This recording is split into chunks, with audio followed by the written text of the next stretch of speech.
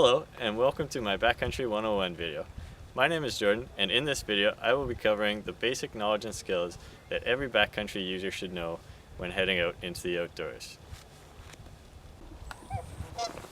Whenever I go out into the backcountry, there's a few essential items that I take to keep me safe and prepared.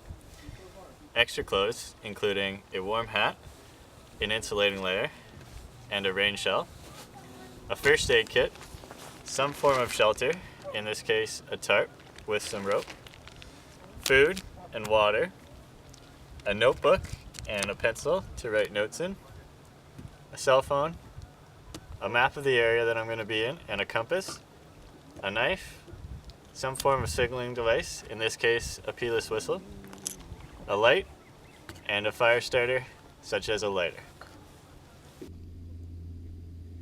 Without the use of GPS, the best tools for navigating in the backcountry include a compass, a topographic map of the area, and a notepad and pencil. A topographic map is especially useful because every line represents an elevation, and you can use it to find things like mountains, ridgelines, or valleys. This helps you to choose the most efficient and enjoyable route.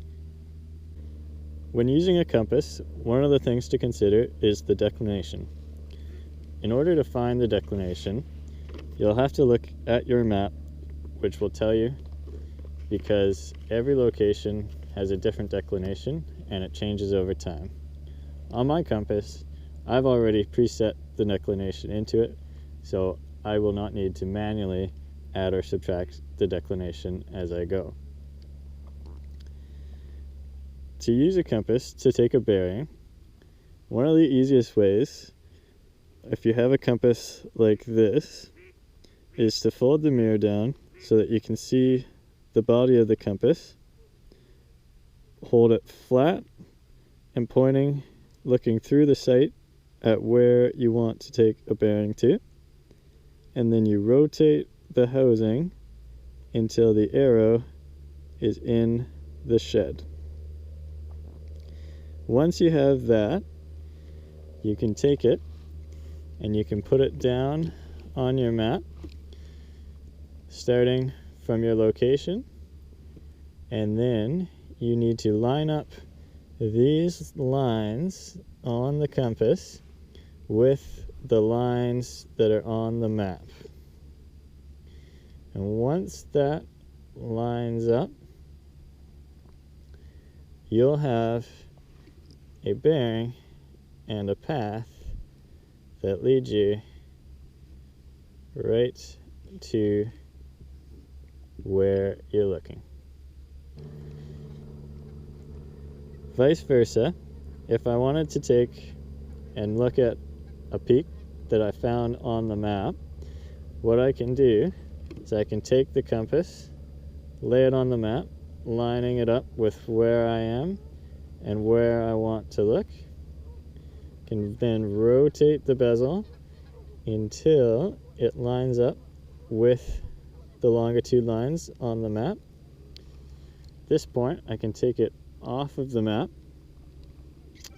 and I can use the sighting notch, and holding the compass flat, I can rotate my body until the needle is in that red shed, look through the notch exactly at what I was looking at on the map. Another useful backcountry navigating skill is how to measure distances. On your map, you should have a bar that shows you the scale. On this map, it goes from 0 kilometers to 4 kilometers. If I'm measuring from my location to this island, it's more than 4 kilometers and therefore is too short. But what I can do is use the string on my compass, pin it at my location, and pin it at the island I'm looking at, and I can then take it and measure the rope, the string, against my scale. So there's 4, another 4, and just under 1. So using the string, I found that my location is 8.9 kilometers away from the island I'm looking at. The first step in making a fire is making sure that you have everything ready to go before you start building. What I've done is I've chopped some wood. I've got larger chunks. I've got about a finger width kindling, and then I've got some little tinder as well.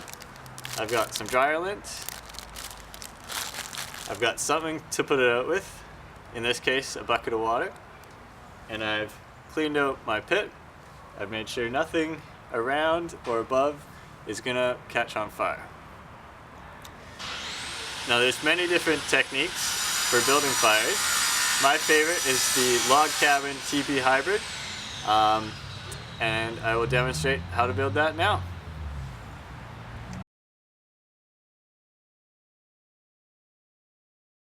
Now that the flames are more or less all out on their own, what we want to do is we want to spread the ashes as much as possible and pour our water all over the fire.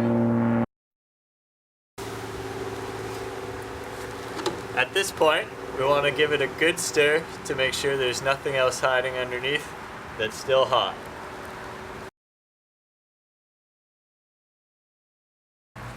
We can then give another round of water.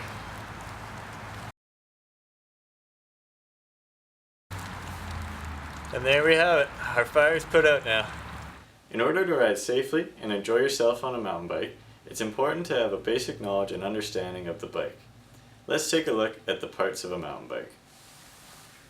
Starting at the front, we have the handlebars, brake levers, shifters, stem, front fork, front wheel, and behind is the front brake.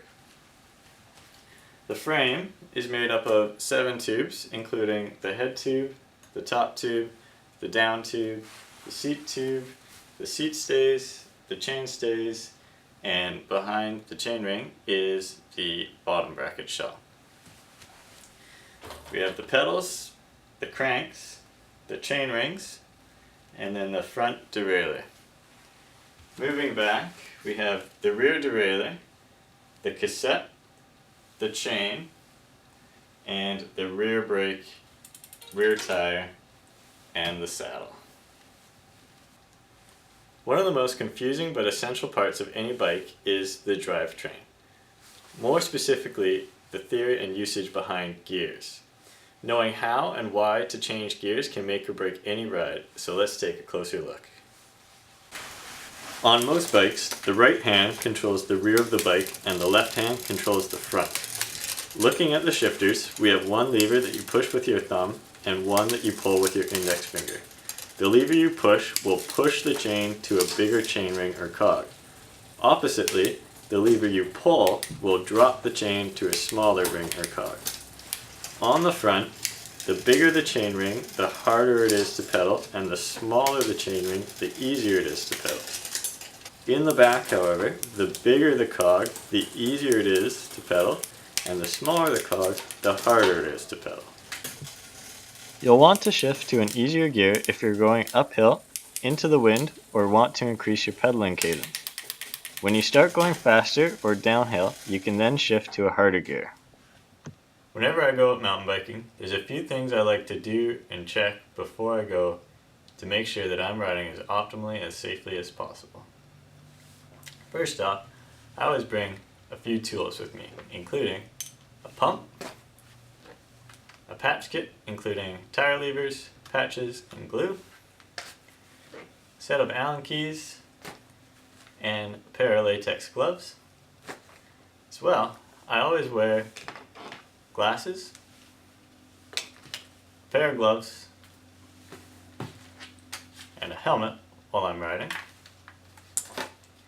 And when it's warm up, I like to wear shorts, longer socks, and shoes to make sure that my feet and legs are protected As well, whenever I go for a ride, I always make sure that my bike is cleaned, lubed, and in good working order before I go out again. Another thing to make sure of before you go is the fit of your bike. First off, you want to be able to stand comfortably over the top tube and still have some room to move around the bike. Secondly, when you're sitting on the seat and the pedals are in the 6 o'clock position, like on a clock, you want a slight bend in your knee. You don't want your leg to be perfectly straight and locked out at the bottom of your pedal stroke. You want to keep that slight bend, which is going to help you with efficiency.